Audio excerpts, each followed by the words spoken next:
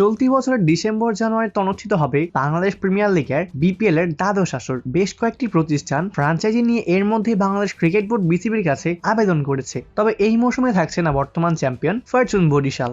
তারা বিপিএল এর ফ্র্যাঞ্চাইজির জন্য আবেদন করেনি, তবে বরিশাল ফ্র্যাঞ্চাইজির জন্য আকাশবাড়ি হজলিউড নামে একটি প্রতিষ্ঠান আবেদন জানিয়েছে।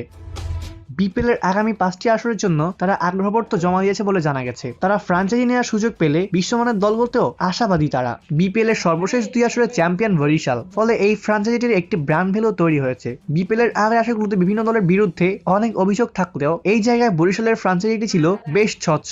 অনেকেই আশায় ছিলেন নতুন সাইকেলেও হয়তো তারা ফ্র্যাঞ্চাইজি চালিয়ে যাবেন, যদিও তেমনটা হচ্ছে না। ফ্র্যাঞ্চাইজিটির মালিক পরিষ্কারভাবে জানিয়েছেন এই মুহূর্তে বিপিএলে থাকা তাদের সম্ভব হচ্ছে না।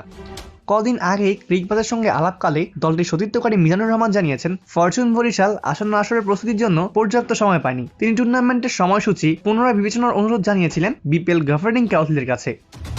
মূলত মানসম্পন্ন বিদেশি খেলোয়াড়, শক্তিশালী দল গঠন ও অন্যান্য জটিলতার কারণে তারা এত দ্রুততম সময়ের মধ্যে দল গোছাতে পারবে না বলে জানিয়েছেন দলটির মালিক পক্ষ এবং জানিয়েছেন দলটির ওনার মিজানুর রহমান। তিনি বলেছিলেন, আমাদের যদি খেলোয়াড় থাকেও তবু আমাদের অর্থ সংস্থান, প্রয়োজনীয় সরঞ্জাম কেনা, খেলোয়াড়দের আনা, এই সবকিছুই করতে হবে। এই 1 থেকে 1.5 মাসে আমরা 24 ঘন্টা কাজ করলেও এইগুলো আমাদের পক্ষে সম্ভব না। আমি আলাদা একটি স্লট চেয়েছি, যদি সময়টা পরিবর্তন করা হয় তাহলে আমরা খেলবো, কারণ আমরা সবসময় খেলাধুলার সাথেই ছিলাম এবং এখনো আছি।